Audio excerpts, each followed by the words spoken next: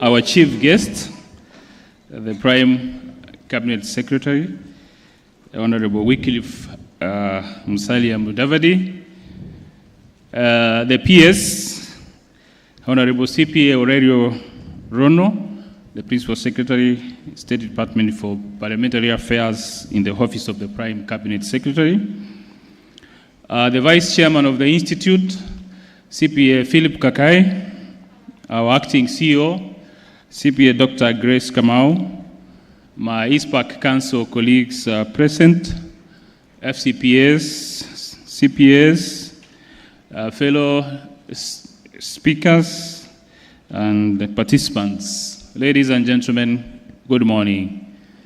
Good morning once again. The big moment that we have been waiting is here now. Are you, all of you, happy? Thank you so much for keeping waiting, and we are now ready to start the official opening ceremony. It's indeed a pleasure for me to be here today for the 40th annual seminar, that's edition 1, to commemorate the 40th anniversary of the founding of the annual seminar, one of the top accounting events in East Africa. I congratulate all of you all for reaching this very important milestone. I want to relay my very special appreciation to the Prime CS, His Excellency Honorable Musalia Mudavadi, for the honor to grace this 40th annual seminar.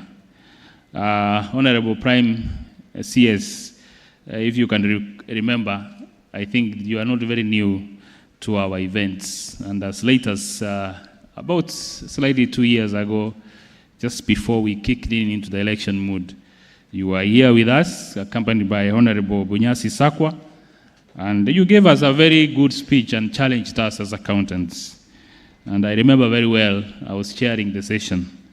And after you spoke to us as accountants, we prayed for you as you started, preparing yourself in the political journey to shape this country. And I'm happy for everything that happened, and I think the accountants' prayers were heard in heaven. So thank you so much, and really we are very happy to have you now. Let's give him a big hand for that achievement. Prime CS, the theme that we are handling today is a very important one. If Kenya is to fulfill its undoubtful potential, the public and private sectors must make fuller use of the core skills of professional accountants, hence why they are needed at the front of the economy.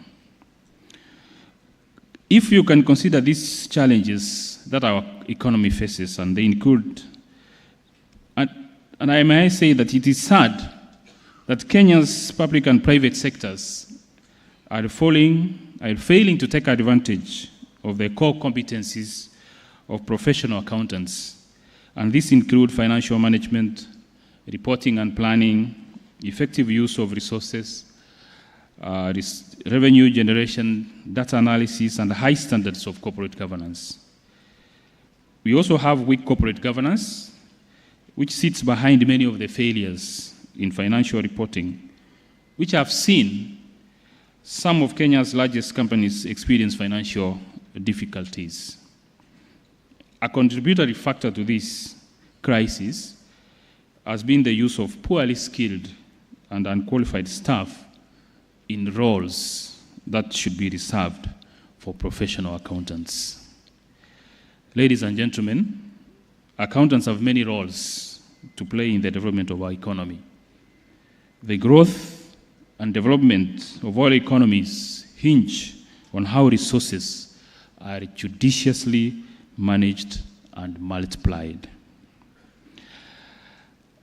We are going to have conversations this week. We started yesterday, and now we have the privilege of having the Prime CS, and I'm sure he's going to give us provoking challenges on how we can reshape our economy.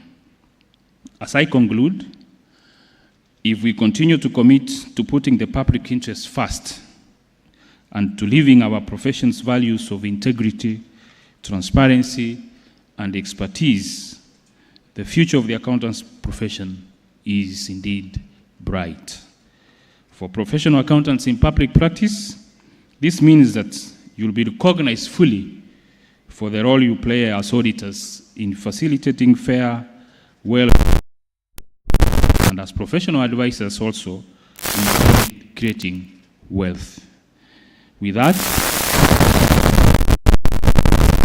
and it's now my honor and privilege to welcome our chief guest, Prime CS Honorable Musalia Mudavadi, to give his official address and officially declare this 40th annual officially open. Let's put our hands together, ladies and gentlemen.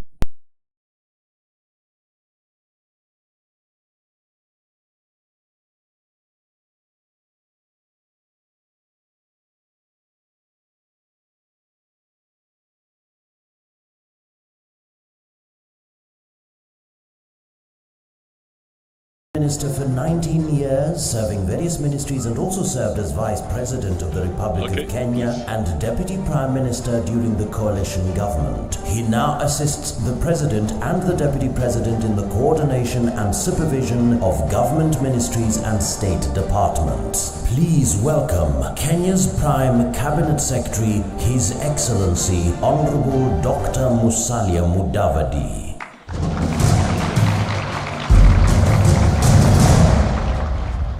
Thank you. Good morning. Well. This is intimidating. You know, when you see all these good brains all over staring at you, I can tell you it is intimidating. But let me try and say that I shall not be intimidated. Mr. George Mukua, Chairman of ISPAC Council, Dr. Grace Kamau, Chief Executive of ISPAC, Council members present, government officials present, all delegates present, ladies and gentlemen, good morning. Now, before I make my remarks, let me first thank God for his statement and his prayers and your prayers. They bore fruit. And you must have prayed even harder because I didn't know that I would be sitting with one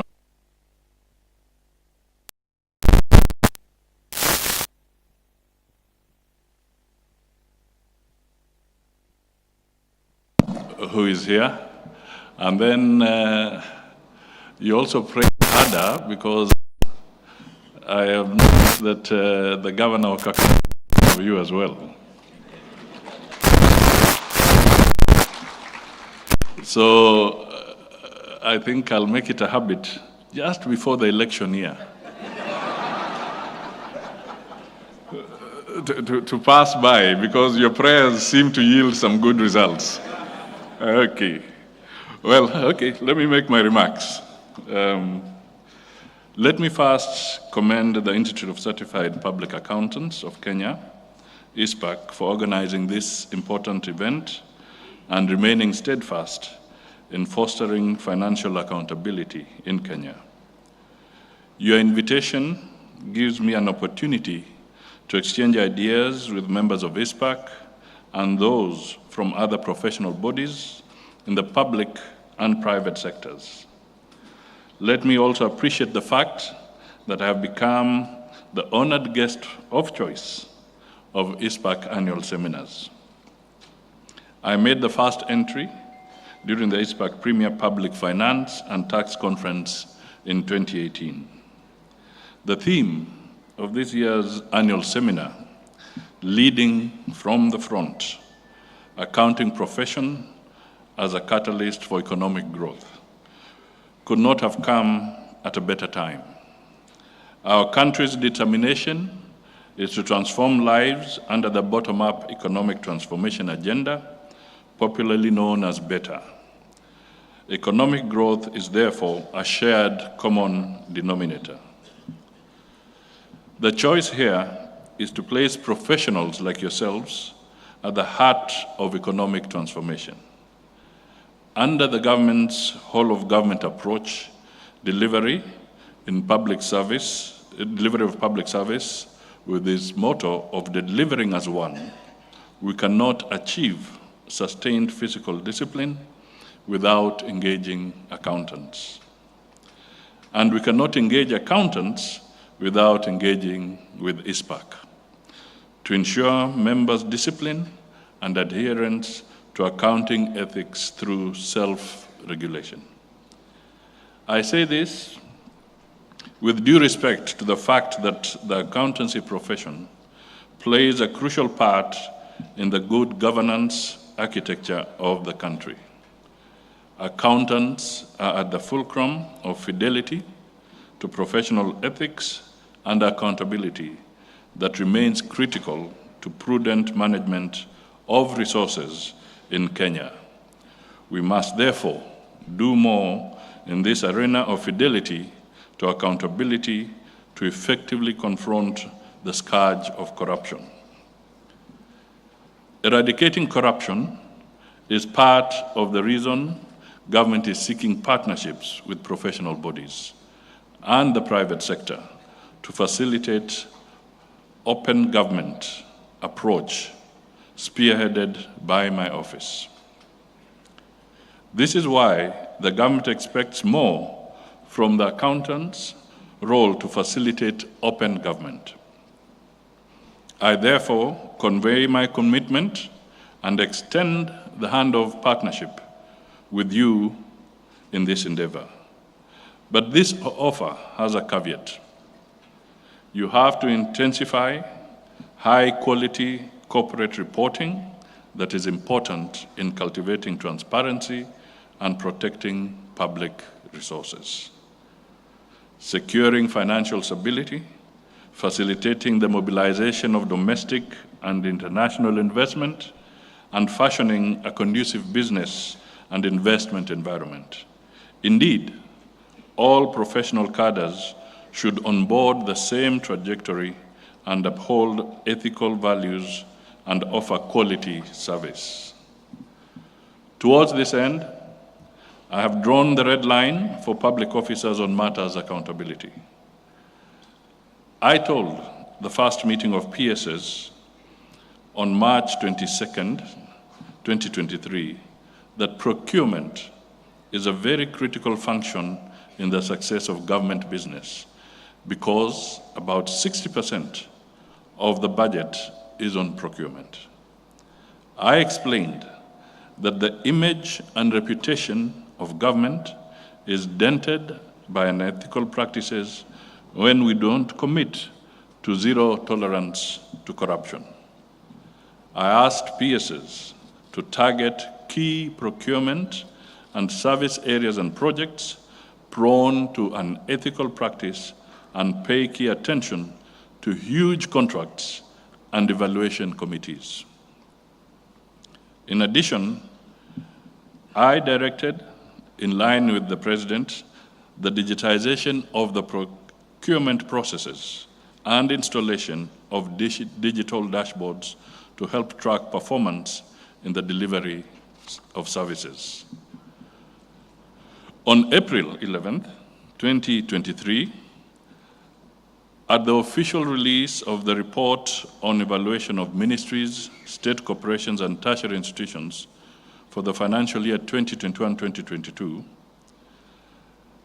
I put public officers on notice that the role of public servants is to facilitate government to implement its policies, programs, and deliver services to wananchi on a value-for-money basis. For this reason, I directed that performance contracts for cabinet secretaries be aligned to the key government priorities as contained in the program-based budget and cascaded downwards to ensure that all public servants are working towards the common good of the country. I said that since the rallying call in performance contracting is what gets measured gets done, adoption and implementation of performance contracts must henceforth fast-track the linkage between planning and budgeting phases to clear outputs and outcomes. Meanwhile, I pronounce that my office is in the process of developing a public service performance management bill, which will be the overarching law to fully anchor the performance management function in the entire public service institutions at both levels of government. It will result in a value for money for public investments through adoption, streamlining, and unifying norms of whole-of-government approach, and provide a framework for rewarding performance and sanctioning non-performance. Ladies and gentlemen, let me just point out that for the 19 years that Kenya had embraced performance management contracting, there was no legal anchor. We have been going just by simple legal notices, and people have tended to think it's optional, but with your help and other professionals, it is our intention to now anchor that in law so that everybody in public service will know that it is a legal requirement to perform as required and to deliver as required. The following day, on April 12, 2023, I was in Naivasha to preside over the induction of board members of state corporations.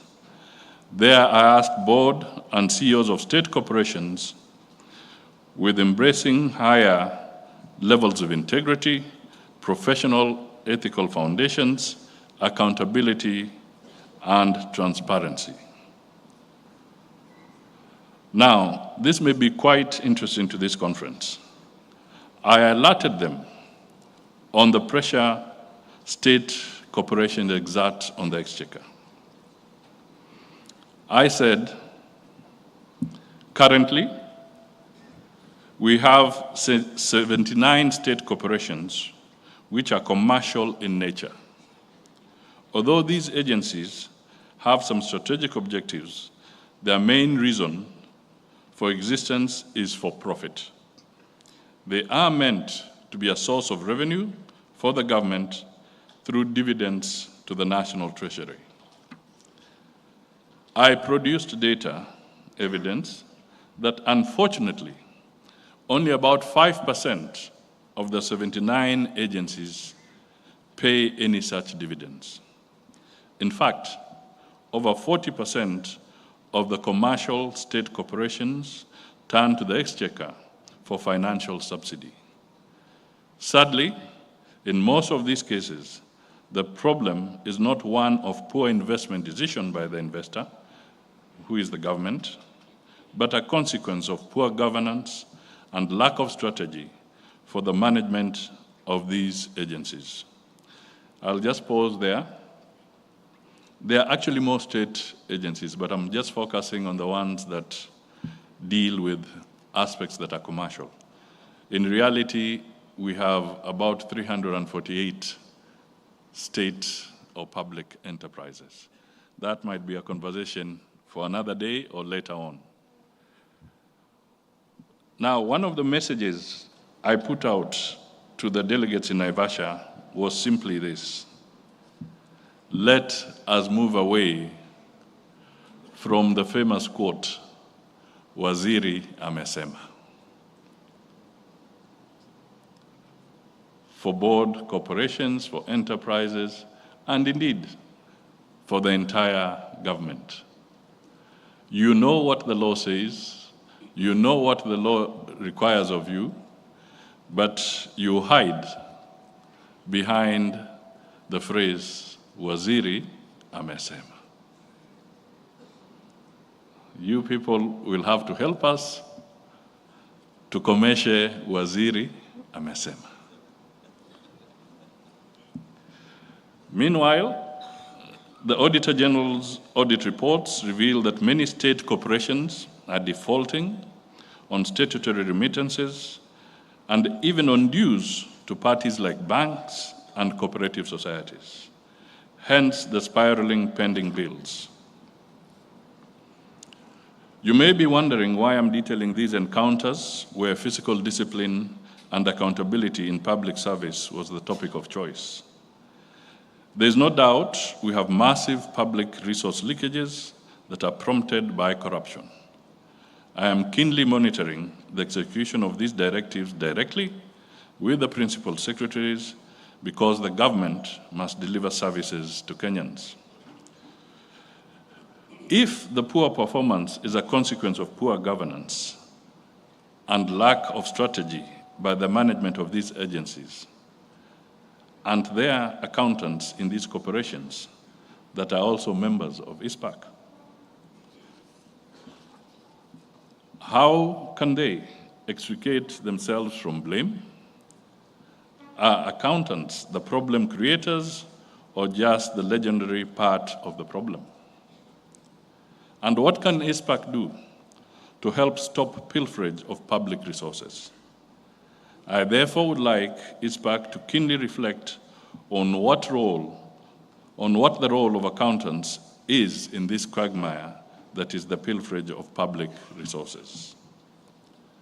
Ladies and gentlemen, allow me at this stage to speak briefly about economic recovery strategies for inclusive growth and government priorities for the financial year 2023-2024. In the financial year 2023-2024, the medium-term budget emphasis is on revenue mobilization, including policies to bring on board additional revenue while containing growth in expenditures.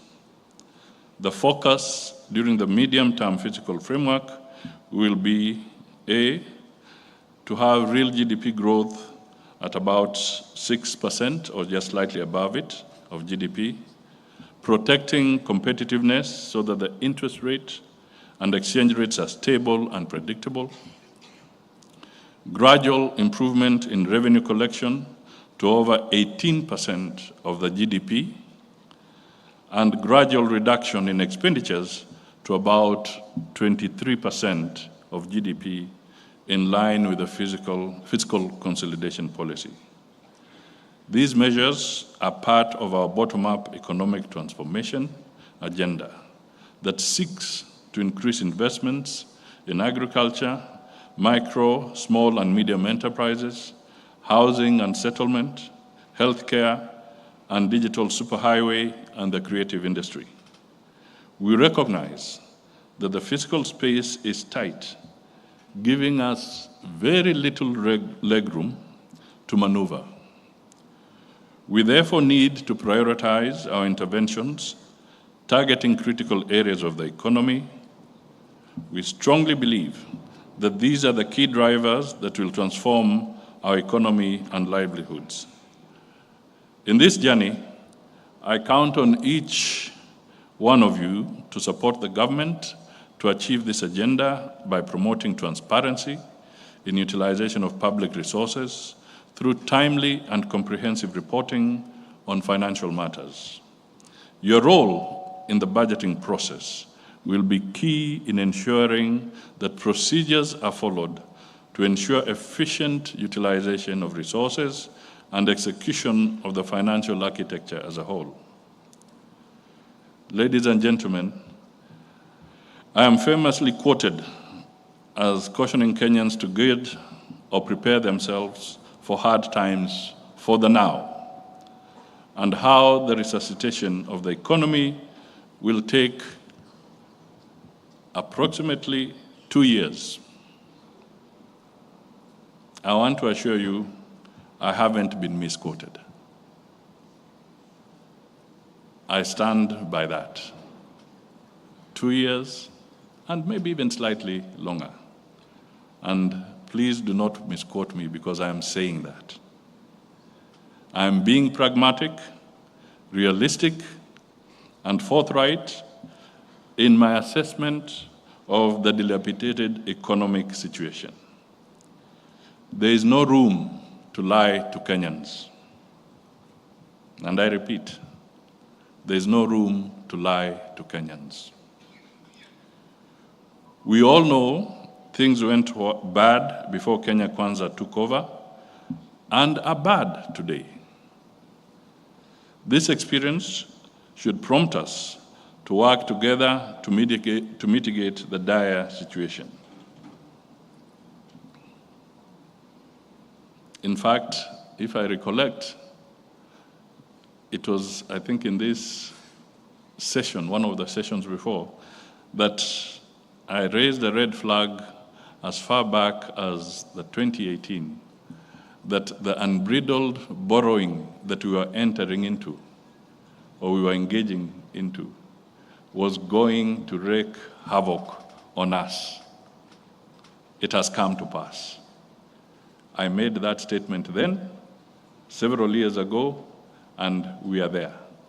We are not sitting well on some of these matters. However, as government, we are not sleeping on the job. We are burning the midnight oil to correct the drain and strain on people's livelihoods. At the heart of the government's economic recovery strategy is the commitment to prioritize the lives and livelihoods of Kenyans above all else. We are deploying all the measures within our power to address the challenges we face today to foster a resilient and inclusive economic recovery that protects livelihoods of Kenyans. In other words, there is hope. There is light at the end of the tunnel. Let us brace ourselves. Let us walk that path, because there is hope and no situation is permanent. Even the bad times do come to an end, but we have to work towards the better times.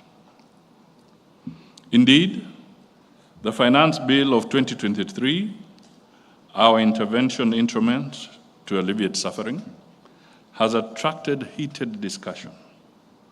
However, the discussion has turned into a monologue against the Finance Bill of 2023. The government has taken bold steps to widen the tax base. Allow me, therefore, to highlight some of these measures which we are putting in place to spur the economy in the Finance Bill of 2023. The government has shifted its subsidy policy from consumption to production. Hence, the few beneficiaries on the consumption side are crying out loud. For the government, the principle of majority beneficiary applies. Through the Finance Bill 2023, the government proposes to provide exemptions under the VAT Act for fertilizers and inputs of raw materials locally purchased or imported by manufacturers of fertilizers. This shall lower the cost of fertilizer, which will in turn lower the cost of production for farmers. Further, other agricultural products, pesticides, etc., raw materials for manufacture of fertilizers, and transport of sugarcane to millers have been VAT exempted. This intervention aims to promote agriculture and enhance food security. We are therefore certain that food-led inflation will be contained as the cost of basic commodities such as maize start getting lower. Unga forms part of the staple food for many households in Kenya. The government, through the Finance Bill, has allowed for the zero rating of supply of maize, cassava, wheat, or maislin, and maize flour containing cassava flour under the VAT Act. This will allow Kenyans to access unga at affordable prices. The above will boost the agricultural sector and increase productivity, and job creation, thus contributing to the growth of the economy. To spur manufacturing, the government is also proposing reduction of import declaration fees from 3.5% to 2.5% and has removed the 1.5% IDF rate for affordable housing. It has also introduced export investment promotion levy to boost local manufacturing. In equal measure, the railway development levy is proposed to move down from 2.5% to 1.5%. Further, for original equipment manufacturers operating in Kenya, they will enjoy 15% corporate income tax on parts designed and manufactured in Kenya. This will allow local manufacturing of genuine parts that will increase lifespan of vehicles and machines. The President has further pronounced himself on misconception that the affordable housing 3% savings levy is a tax. One opposition leader has, however, asked to be provided with an explanation on how he will benefit. I would like to confirm three things. One, I agree with him that the contribution will not be of benefit to him personally because he's already living in a comfortable bubble.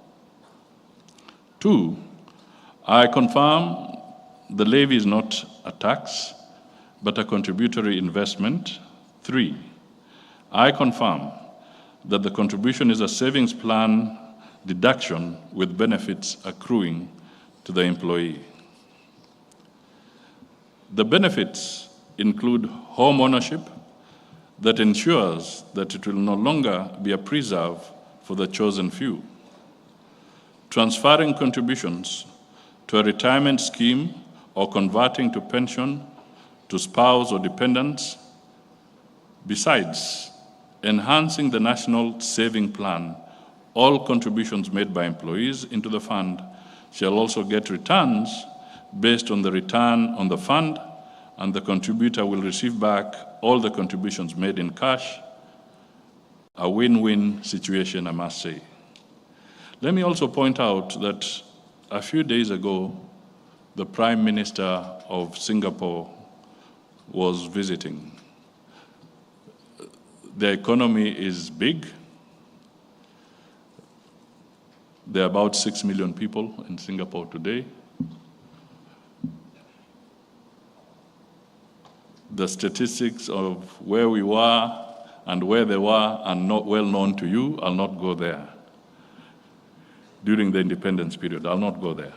But one of the things that the Prime Minister brought out was that 85% of their population, 85% of their population are living in houses that have been built through efforts of this nature where the government has contributed to that requirement of providing shelter to those people. It is a constitutional requirement in our constitution that shelter ranks fairly high. We must provide shelter for our people. But let us also not deceive ourselves that we shall provide this shelter for free and through the traditional ways. We will have to be innovative if we have to successfully and gradually attain what is expected of us in the Constitution to provide decent housing for all citizens in our country. So I've given you an example of the Singaporean side of it. Public housing to the tune of 85% of the population. That is very high. We are nowhere near there. Ladies and gentlemen, having set the record straight on some issues, I believe this 40th annual seminar provides a good platform for us to deliberate on various topics with both a global, regional, and national impacting our desire for what we always said when we were campaigning, pesa mfukoni mwa mwananchi. As government, we eagerly look forward to receive innovative ideas and renewed partnerships that will help government improve financial management, governance, that will result in robust economic transformation. In this pursuit, my office is open to working with the private sector and all supportive stakeholders, including professional bodies like ISPAC. Lastly, I wish you fruitful deliberations in the next 3 days and prosperity in the remaining part of 2023. With these remarks, it is my pleasure to now declare the ISPAC 40th Annual Seminar officially opened. Thank you, and God bless you all.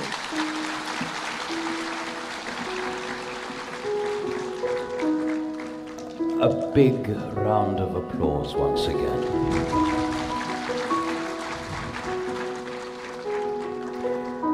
We'll now take questions. Your Excellency, thank you so much indeed.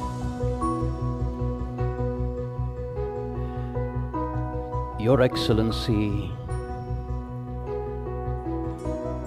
we do have questions via Menti, and our National Council Chair will guide us. Over to you, National Chair.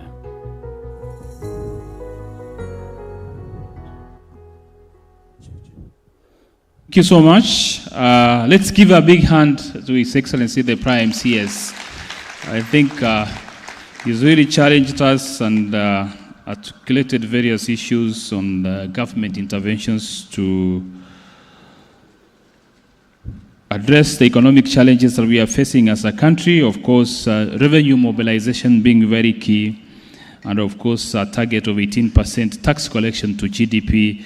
I think if we achieve that, we'll solve most of the issues around budget deficit, because we are around at, we are now currently at around 15% or thereabout.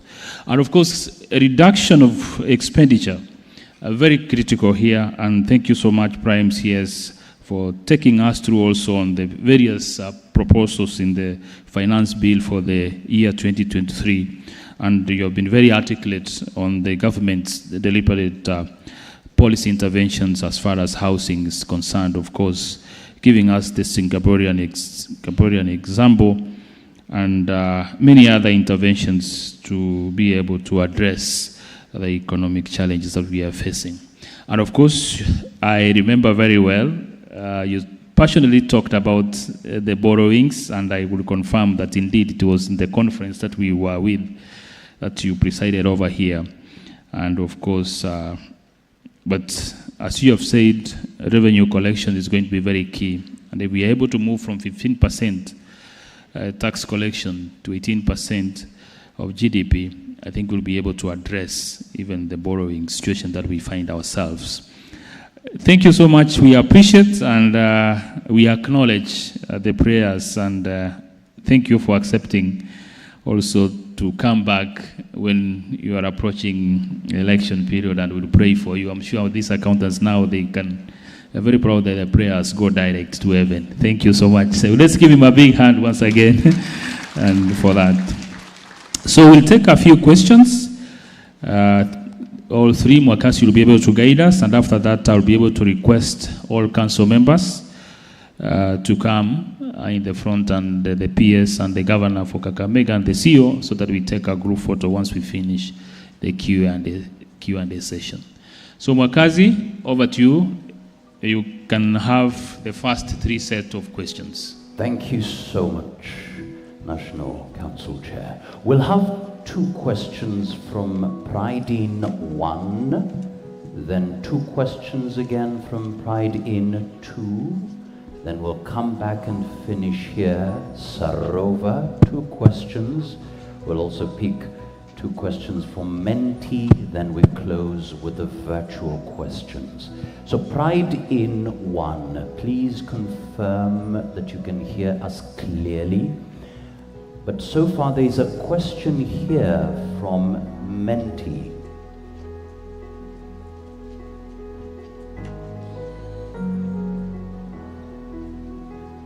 The first question says, what are we doing about these state corporations which are non-performing because of poor governance and lack of strategy? That's the question. What are we doing about these non-performing state corporations? Let's go to Pride in 1. Pride in 1, if you're there, please. Let's get 2 people. Sarova, do we have any questions from the floor? Just put up your hand. Excellent. Let's take 1. Pride in. Let's start with Pride in first. Pride in, are you there? All right, thank you. So we can start from Sarova. Please, your name and question within a minute, please. Only 1 question. Go ahead. Good morning once again. Morning. It's a pleasure to have you, Your Excellency. And we appreciate so much that you came to be with us here in this global gathering. Oh, okay. My name is Charles Wanderi, CPS Charles Wanderi. And I think you have deflated some of the questions I had. But there is one thing that you have not mentioned. The issue of import. This country is doing so much excess import. If today you step in any stores in this country, you will find 90% or 95%, apart from unga, sugar, and these are small things. Majority of things we are importing from outside. Your Excellency, I'm kindly and humbly requesting the government to think about import. And if you think about import, I'm telling you, we'll go right in this country. You spoke about export, which you have given a reprieve to our exporters, which is good. But on import, we must do something. Again, about industries in this country, we don't seem to be growing our industries. Let us support our industries, manufacturing. We'll go right. Another thing I wanted to mention, Your Excellency, is 16% on fuel. Kindly, you can consider on this finance bill, just lower it. 8% is too high. 16% is too high. We came from 8%, we have gone to 16%. Just lower it. Thank you so much. Thank you so much. Okay, thank you so much for that question. We have Senator Faria, she's there. Maybe we'll allow the Prime CS to respond to the 3 questions after Senator Faria. Thank you. Thank you very much, Chair, for giving me this opportunity. Thank you, Cabinet Prime Secretary. I think I was here with him in 2018, and I still even have a photo that I took with him. One of my questions is, I think when we introduce a tax, let's do analysis of that tax and see the impact it has on another tax. For example, let me give you the housing. In last year's, I think, budget amendment, there was the profit margin was increased from 5% to 15%. And I have seen so many people who are saying, because I can't pass the 10% to the buyer, and for me, I mean because the housing is a bit costly, then I can't sell now. So now, the government is losing 40%, the 4% that you have. When somebody buys a property, you're charged 4% of the full price by the government as stamp duty. That reduces because the person who cannot pass that extra 10% is not selling.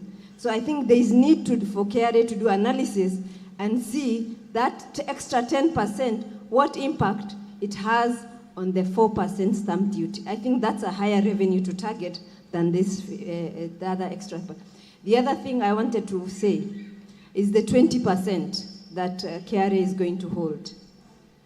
I think that will not help in terms of generating more income, in my view. It might actually, collapse so many banks. Because if I know that, if I was an aggressive KRA person, one of the things I would target is to ensure that anybody who has a fat account in the bank, I just say, this person, you have a charge. I put a percent, that I get 20%. Imagine if all the people in the banks are targeted, who will put money in their banks? And once the banks collapse, the economy is going to collapse. So I think some of these things we need to think about. But as much as we say that, in terms of also expenses, I think Kenya Kwanza is doing well in terms of ensuring that a lot of inputs for agriculture and everything is targeted. The other thing is, please can we also think about livestock? We only talk about agriculture, nobody talks about livestock, and livestock also contributes at I think 12% of the GDP of this country. And that is a part that we always keep on forgetting. Thank you so much, Senator. Thank you so much for those questions. The first question, Prime CS, I think she was alluding to capital gains tax. She may have missed that one, the increment from 5 to 15%. And of course, the 20% is the requirement that for your tax appeal to be heard at the TAT, you need to deposit 20% of the tax before you are heard. Maybe, can I request graciously if you can respond to those three questions? Thank you.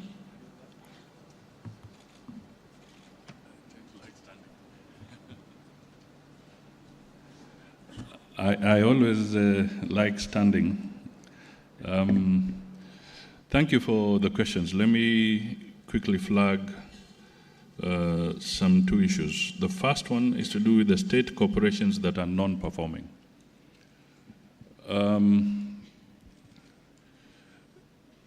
We are coming to some hard decisions in a short while. Let me put it that way. A few years ago, the Honorable Abdulkadir chaired a session to look at the whole space of state corporations. And they did make a recommendation that it was necessary to shrink the number of state corporations that we have as Kenyans. This was about some 3-4 years ago. Unfortunately, nothing was done with that report. But at that time, we had 262 public enterprises, and the recommendation was that we should reduce them to 150. So as I was speaking to you earlier, I said, instead of reducing, they are now at 348. So clearly, there's a lot of work, a lot of surgery to be done here, because some of these enterprises are actually involved in duplication. Most of them are doing functions that can be done or can be undertaken by already existing entities. So there's some work to be done here to deal with some of these state enterprises. The other thing that I'd like to point out is that this place normally solicits a lot of politics, populist politics. You as professionals know very well that there are a number of enterprises that are better off if you're looking at your balance sheet and advising professionally. It is true, some of these entities ought to close down. But populist politics has been undermining this process of restructuring the public enterprises in this country. So I would like to appeal to you that some tough decisions will be made, and we want to elicit the support of professionals like you so that your voices can drown the populist voices that are talking from an uninformed viewpoint. We will need your help to help the Kenyan citizen know that some of these entities are better out of our books rather than staying there. So some tough decisions will be made, and I'll be pronouncing myself systematically as we go ahead in this particular area. Now, there is the question of the imports.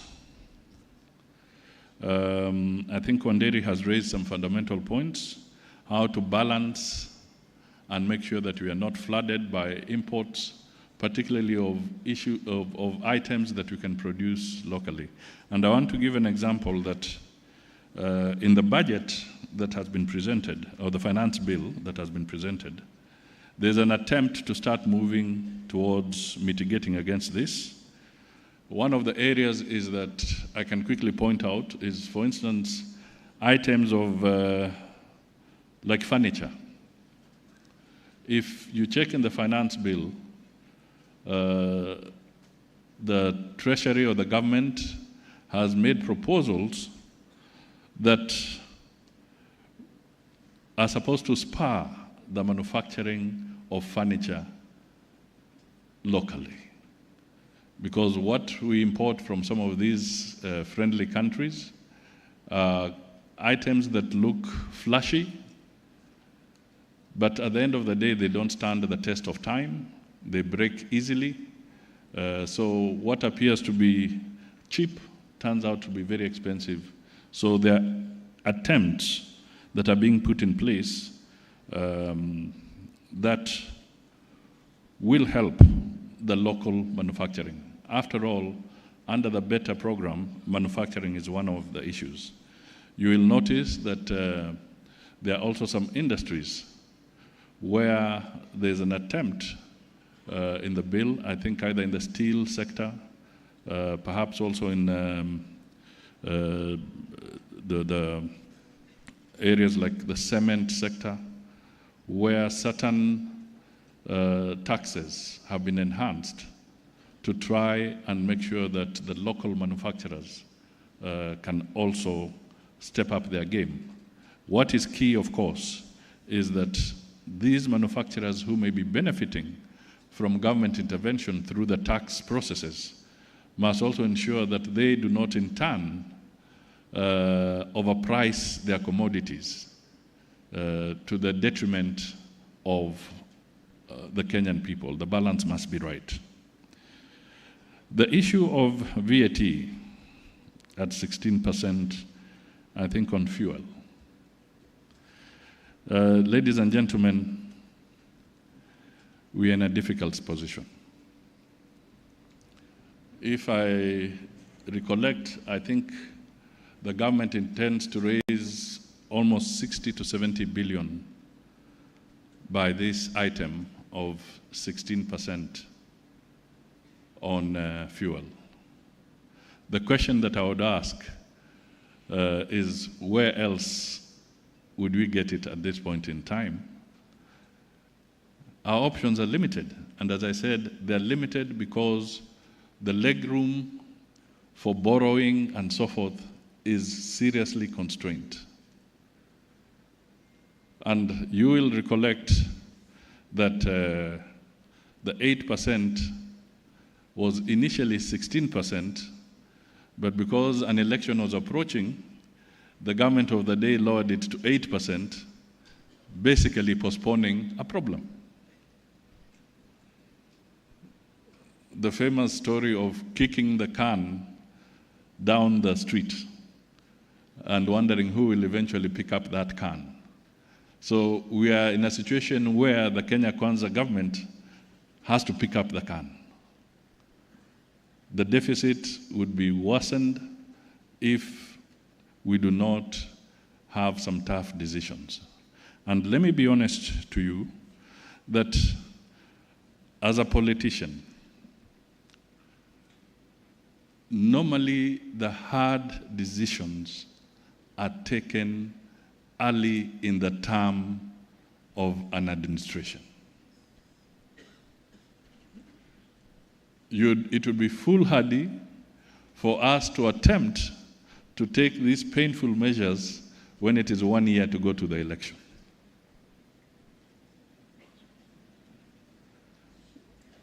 So it is better we bite the bullet now, take these tough decisions, and then as we get closer to the election and the economy has tempered down, then we can have some sweeteners. In the form of some tax reduction here and there. But the tough decisions have got to be taken early in the administration. It cannot be after. Now, I hope I'm being pragmatic. One of the other things that I think was raised is the issue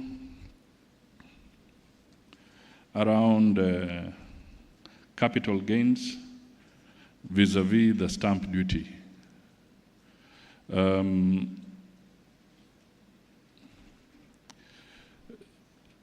I think we will have to live with this also for some time.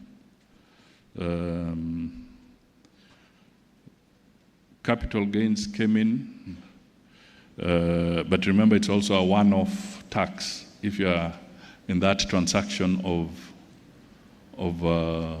transferring a property or realizing the capital gains of your asset. It's a one-off on that. The stamp duty will only come in when the property is being sold. So I may not be very sympathetic to that particular proposition. Now let me come to the issue of the 20%. And I want to shock you as accountants.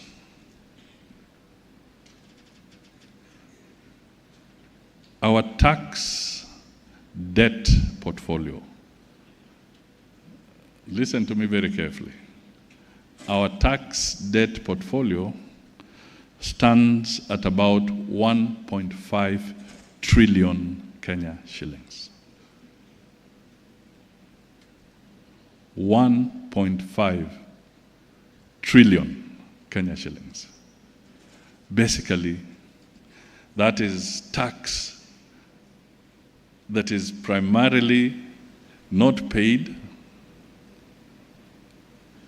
KRA is looking for it. Some of it is tied in the tribunals. Some of it is tied in high courts.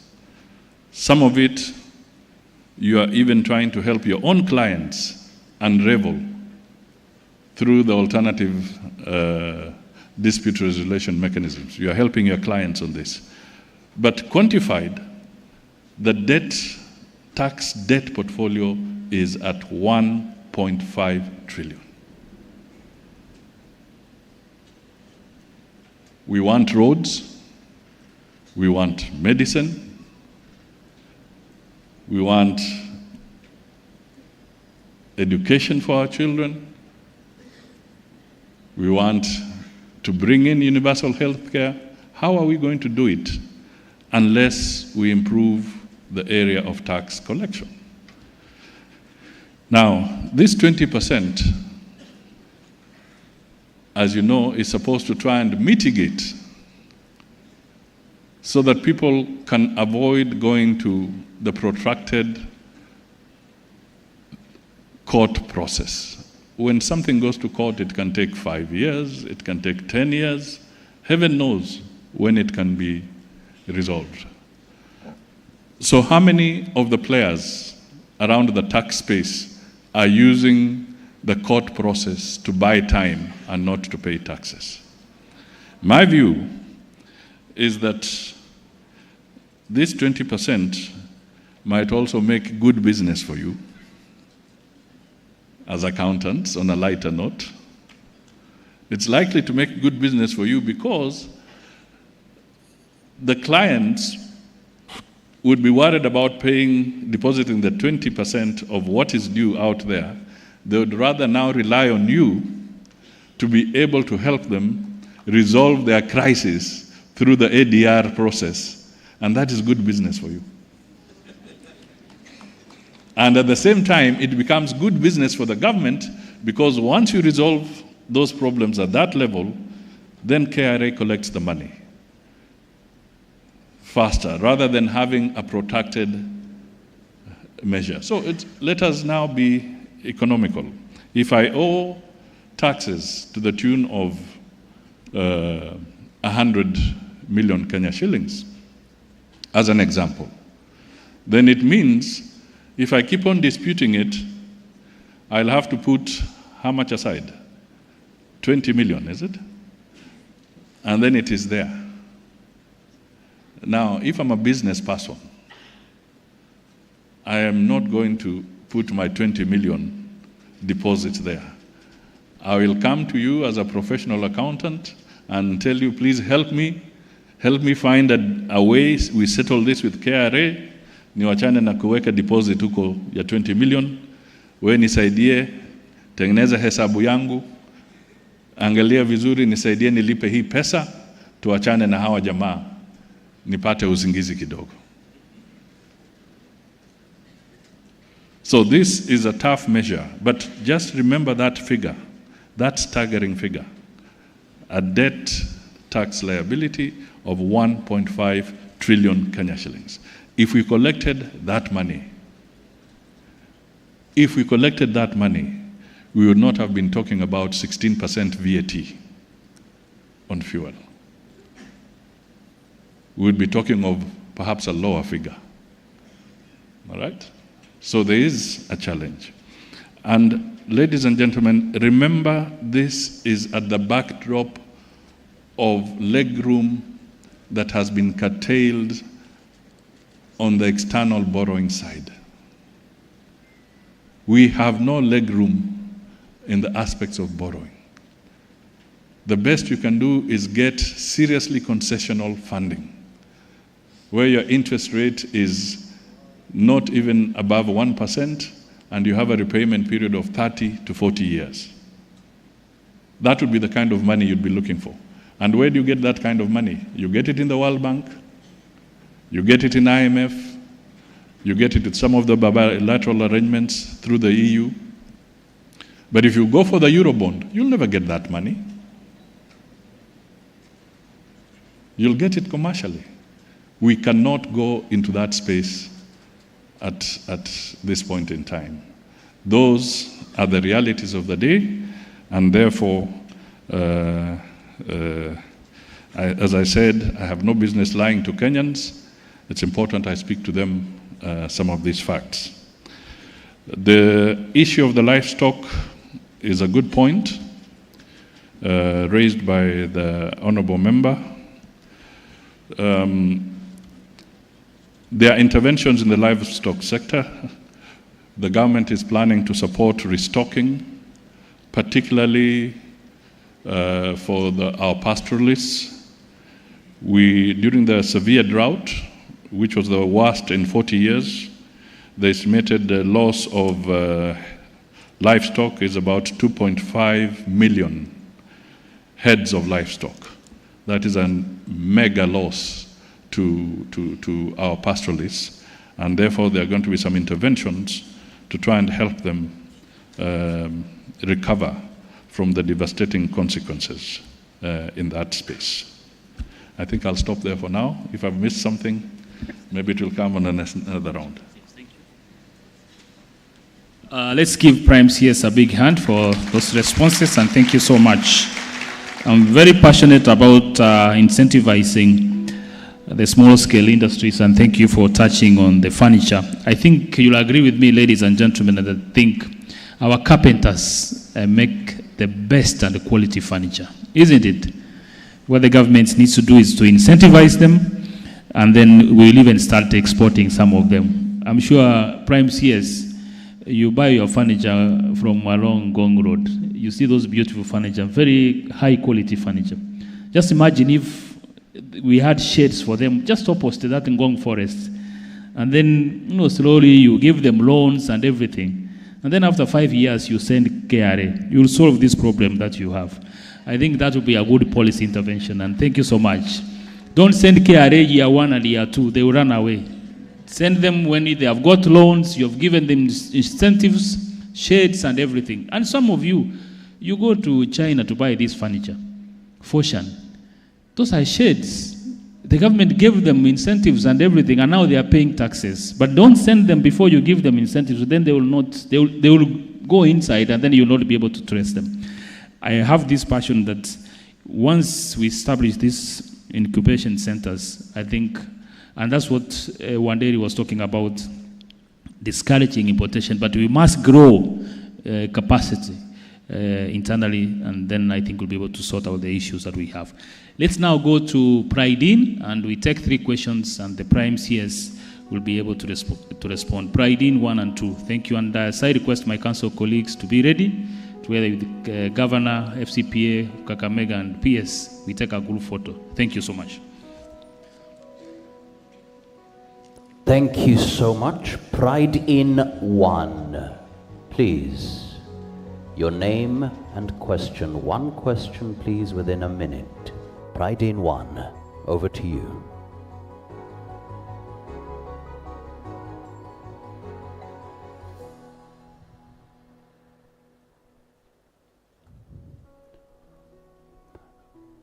Pride In.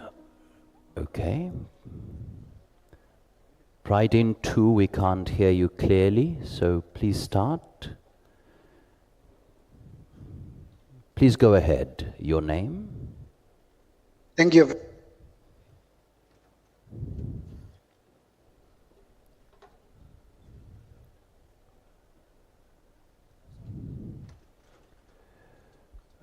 All right, we can't hear you clearly, but there's a question here from the virtual front, Your Excellency. This is Crispus Mbogo. Crispus Mbogo says, thanks, Prime CS, for the guidance on resuscitation of the economy, but why raise taxes at a time of recession? This will depress spending and lengthen the recession. Please consider this. Thank you for all your good work. CPA Crispus Mbogo. That's the first question from the virtual platform.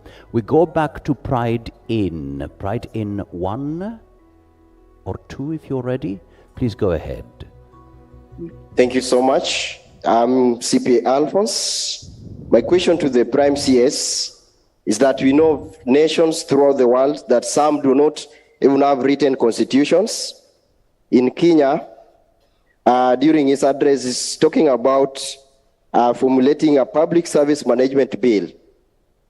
My question is, what is this bill supposed to achieve? And what measures have been put in place to ensure that those that are already there are implemented? And finally, you have spoken about the VAT on fuel, and as accountants, I think we are disappointed. In as much as you will speak about the tough economic times, we also as accountants put other hats. Apart from being accountants, we are also parents. We are also wananchi. So as we all are aware, all the economic activities, be it agriculture, where you spoke about key reductions that will facilitate the economy. But we are all aware that it all spans around fuel. And even the noise that is already emanating from the public is all centered around here. But Prime CS, you seem not to be cognizant of the feelings of the common mwananchi at the ground, despite having campaigned on this as one of the agendas of reducing the cost of living. So can we as accountants leave this room and support the 16% VAT when we know very well that the common mwananchi, which we also belong, are suffering? Thank you. Thank you so much. We'll take one more question there. I hope you're ready. Go ahead. Go ahead. Within a minute, please. One question. Go ahead.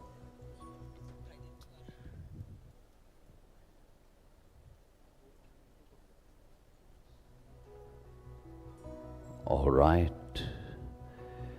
In the meantime, we can't hear you clearly, but there is a question here, Your Excellency. What commitment is your office making to ISPAC members towards enhancing public financial management?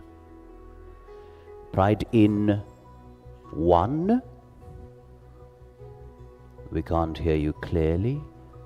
Mokazi, we are ready. Excellent. Go ahead. One question within a minute. Thank you, the Prime CS. My name is CPA Obonyo Donald. My first question is this. In the Finance Bill 2023, there is an introduction of withholding tax of 5% on all payments to resident persons in respect of sales, promotions, marketing, and advertising services. You remember sometime back, there was a DST, digital service tax, which was introduced, and it was dropped later on after 6 months because of the same issues. And the same taxpayer, the company, pays installment tax for 4 installments in a year. Where are you leaving this taxpayer with the cash flows? This is a tax which is introduced irrespective of whether you are making profits or not. And also number 2, I wish also to raise a concern. It was raised by the Auditor General yesterday. Now, there is a lot of wastages in the government. What is the government doing to fix this issue before going to the pocket of already burdened taxpayer? Thank you so much. This is the last one. Please, could you mention about corruption that is in the government? Thank you. It was mentioned about we have people bringing expenses when the financial year is approaching to an end, like now. They want to ensure they spend that money which has not been spent. What are you doing that before you go from the pocket of the taxpayer? Thank you so much for your questions.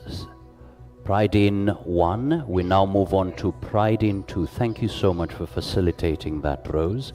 Let's move to Pride in 2.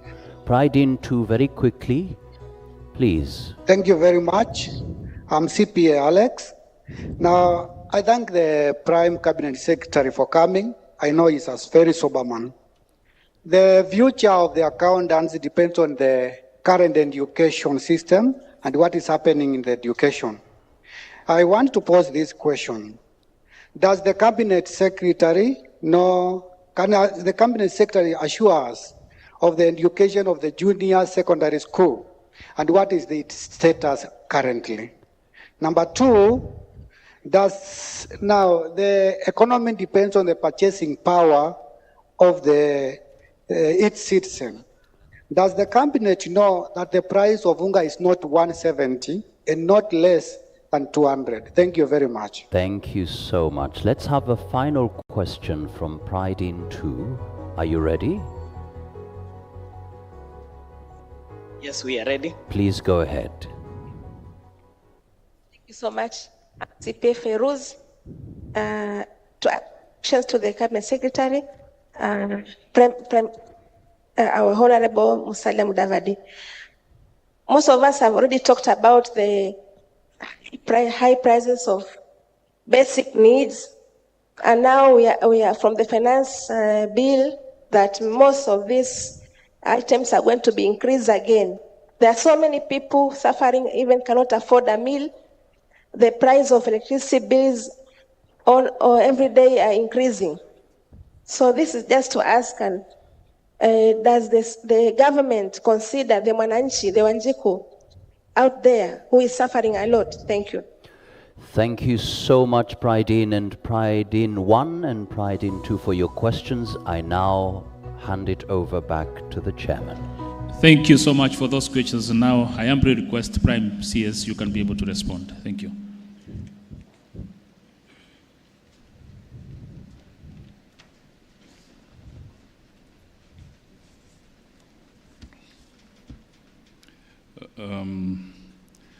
Thank you, Mr. Chairman, and to the members that have raised the very fundamental questions. First of all, let me deal with the issue of the Public Service Contracting Management Bill. When I made my opening remarks, I talked of Kenya having been in the space of performance contracting for the last 19 years. But I can tell you that under the regime of the late President Mwai Kibaki, when he did introduce performance contracting in the system, there was a very, very sharp difference in terms of the performance and delivery of services by the public service in Kenya in entirety. His initiative even won the accolades of the United Nations as a regime that had introduced very good practices within the public space. Surprisingly, we then slackened. But other nations that came to benchmark on Kenya's best practices moved ahead and actually legalized this process. One of them is the USA. The United States came, looked at the performance contracting processes, and they went and they have a bill, and I can request you to Google, you'll find it. They have gone a step further, taking from us and then bettering themselves. The same has happened in other areas where there's good performance. Malaysia, they have also solidified and consolidated themselves here. So the whole idea is to get the public servants to know that you are not there just for the job to draw a salary. You also have an obligation to deliver to the people of Kenya, to the taxpayer. And that legal obligation needs to be brought right under their nose. That is why we say, let us move a notch higher and introduce benchmarks that can help us know that we are delivering. All right?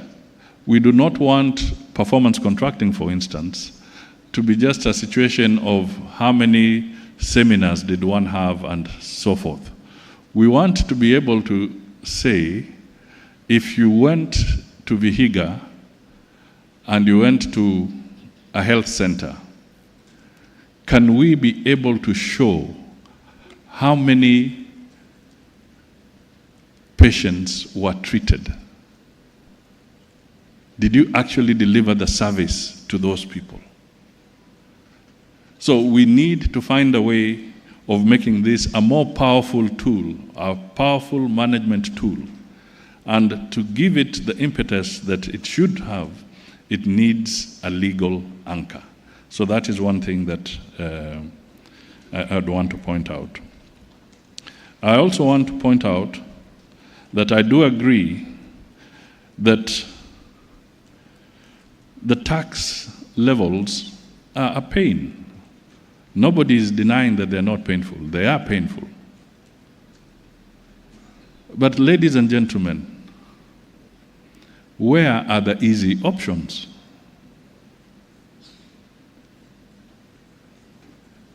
Put yourself where we are. Put yourself where the governor of Kakamega is, a professional like yourselves.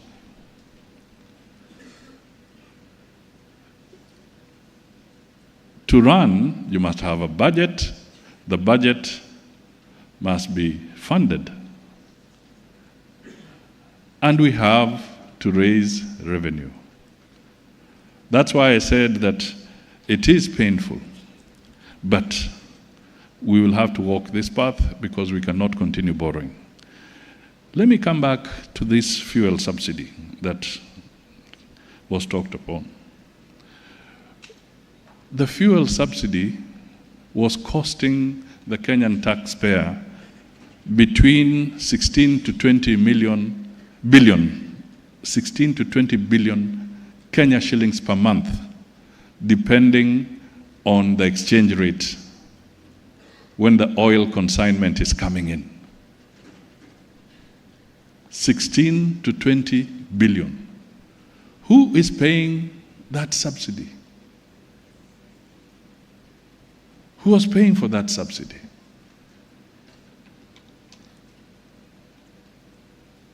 So we were cheating ourselves.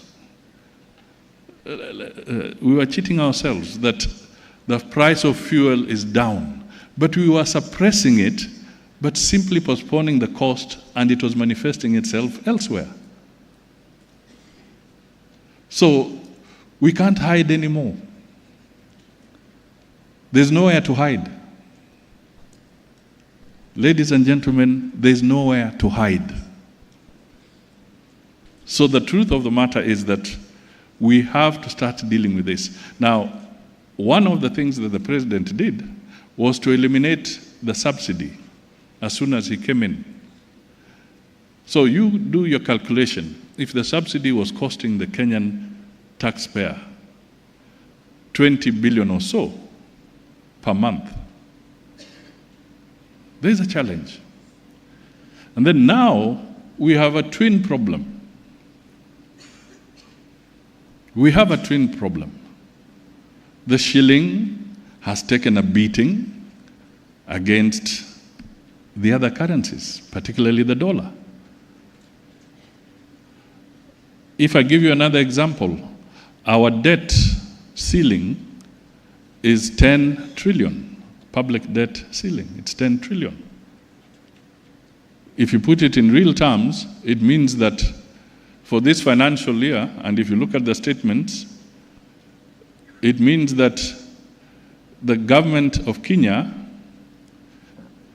has leg room to borrow just about 600 billion Kenya shillings, and no more.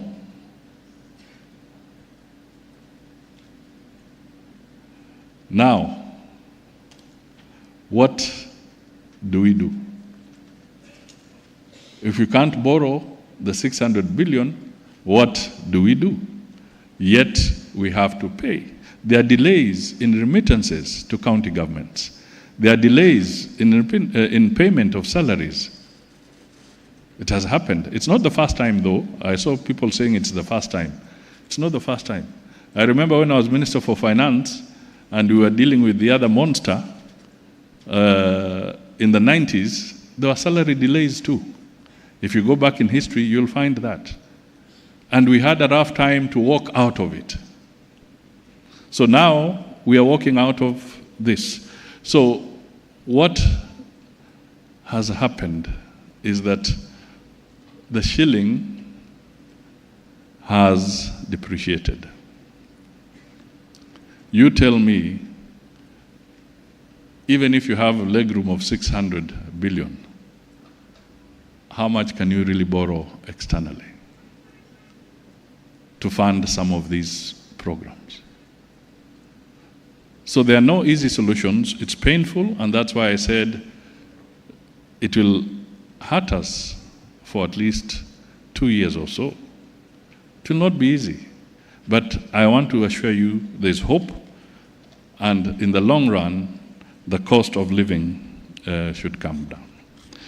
As to ISPAC and how we can work, We have agreed with the chairman that after your important seminar, we will have a session where we can sit and we can go specifically into some of the concerns that affect the profession and how you would propose through him that we can deal with some of those challenges.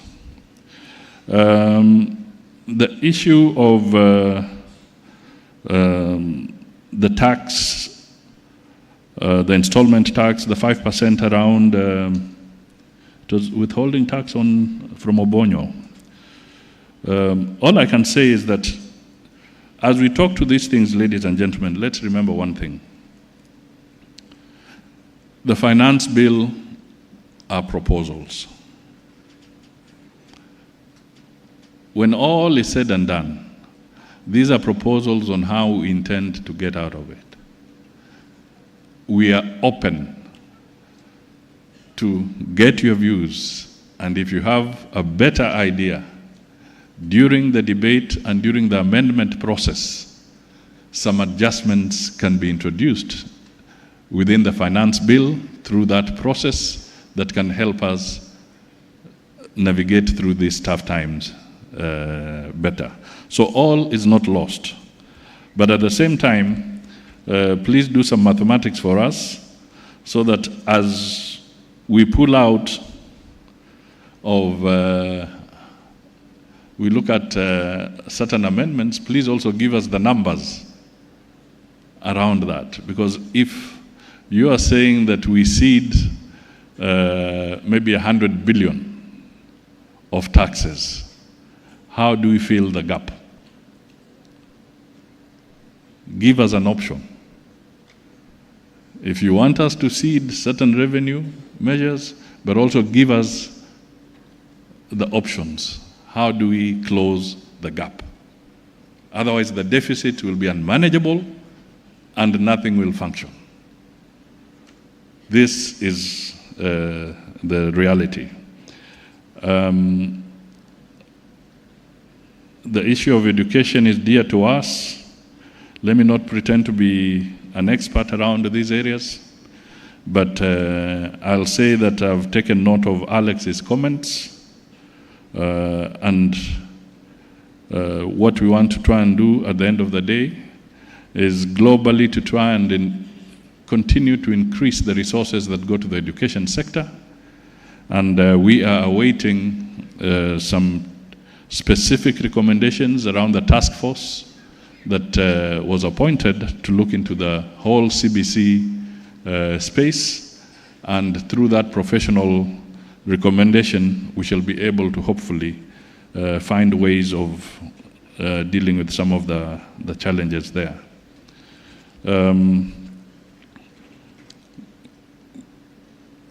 For corruption, I think the message should be that it should be dealt with instantly.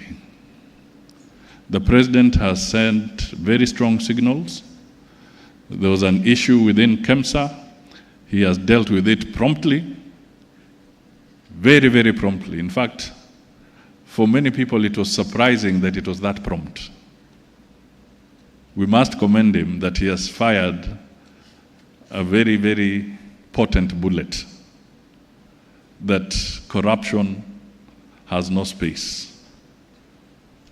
We have seen also what happened to the people who are diverting contaminated sugar into the market. Some action has been taken there, and there'll be follow-up action once the investigative process is completed.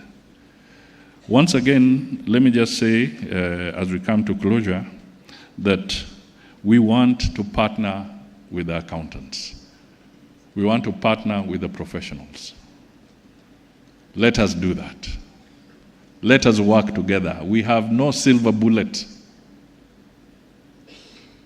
What we need is very strong partnership, professionalism being injected into the whole public space, and we can turn a lot of things around.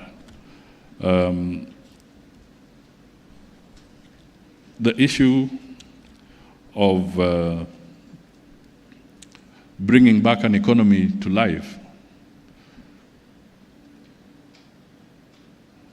is something that we must take seriously.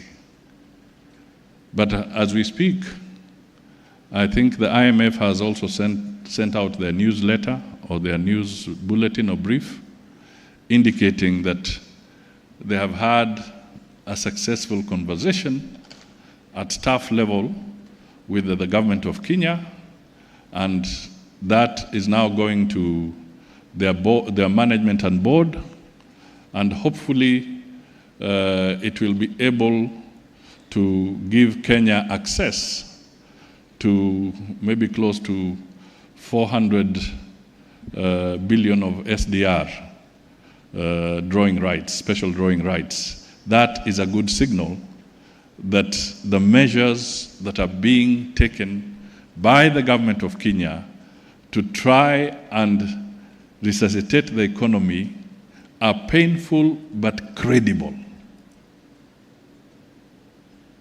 Painful but credible. You don't get the IMF coming on board to give you some measure of approval if your programs and policies are not credible. This is a space I have been in, and it is so important that as we go forward, we realize that there are going to be challenges. And I want to challenge you, good men and women, drown the voices of those who are speaking or shooting from the hip. Find yourselves into the public space. Help us educate the Kenyans through your conversations in the media, through the various talk shows. I'm sure some of you, when you wake up in the morning and you switch on your TV and you find there's politician X and politician Y on the talk show, and they're arguing about matters of the economy, and you ask yourself, what are these guys talking about? Help us convert this conversation into a serious conversation about resuscitating the economy. And you have the numbers, you have the schooling to back you. You are the ones who can help us really get people to engage at the right level. You are the ones who can help our legislators in Parliament and in the county assemblies make the right decisions, especially on matters of public finance. So let me stop there because I may run out of my goodwill with yourselves, and yet I need your prayers going into the future. So, ladies and gentlemen, thank you so much, and I hope to be with you again when the time allows. A big round of applause to our chief guest, His Excellency Asante Sana. Bwana Chairman, over to you. Thank you so much. Let's give Prime CS a big hand. And I think he has challenged us, and I want to promise you, CS, that we'll work together to make a difference for this country. I think we are very intelligent and professional, ethical men and women in this room. And I just want to give you a story, maybe it's something that you don't know. FCPA Bernardes Barasa, who is here, former chair, borrowed some 650 million shillings to build the CPS Center. And of course we came in, another chairman have come in, and we have been able to pay off that debt in a record 5 years. And now that very beautiful building along Thika Road, where our office is situated, and with KCA University, tulichukua 650 million, we paid, the tenure was 10 years. And we paid early, 4.5 years early before the scheduled time. And we were able to save about 109.9 million shillings in finance costs. So that's a demonstration that if these men and women are given leadership positions in this country to manage those scarce resources, they will turn around and will be, I said yesterday, Singapore will not be impossible. In 5 to 10 years, we'll turn around this country. So, see, that's the truth, isn't it? So, when you have some of these positions, and thank you for the appointments, which we have had, a few of them, but we have very professional, intelligent men and women here who can help you solve the problems that we have. And we promise we have elaborate measures in place. We have a disciplinary committee if there is anybody who misbehaves. And we have now, actually the savings that we have made due to early retirement of the debt, we are increasing the capacity of our regulatory compliance and of course sanctioning some of those who may be unethical for one reason or the other. So we'll deal with them, those ones leave them with us. But we promise you that we have men here of high integrity who can be able to run and turn around this country. That one I promise, because I've been in this leadership, I've been with them for many years, and thank you so much for trusting us. And of course, when that time comes for prayers, and I want to promise that I'll give the handover instructions, those prayers will become, we'll pray for you again. And let's give him a big hand as we come to the end. And then now, allow me now to introduce one by one the council members. We take a group photo from my far left to the other side. Let me request FCPA Georgina Malombe, a council member, to come forward from the other side. Yes. Yes, thank you. Before, as they come, can I just request the people who came with me from the PCS's office, we took this meeting very seriously. They are all here. We are with the PS, Madam Aurelia Rono, and these are part of the team that we work with. I'm sure there are others, like Mr. Wala.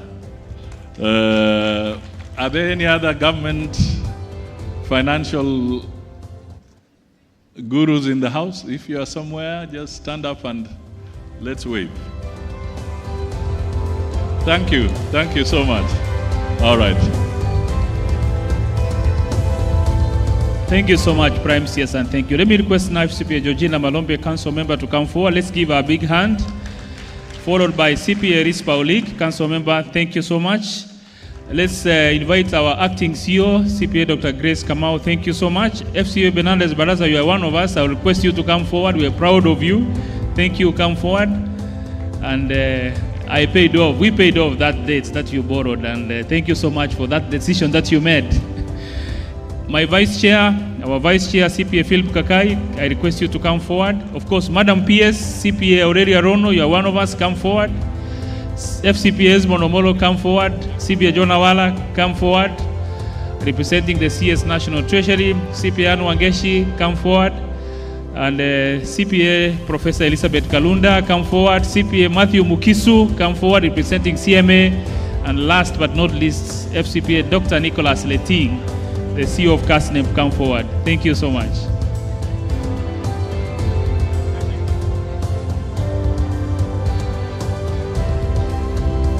Ladies and gentlemen, thank you so much.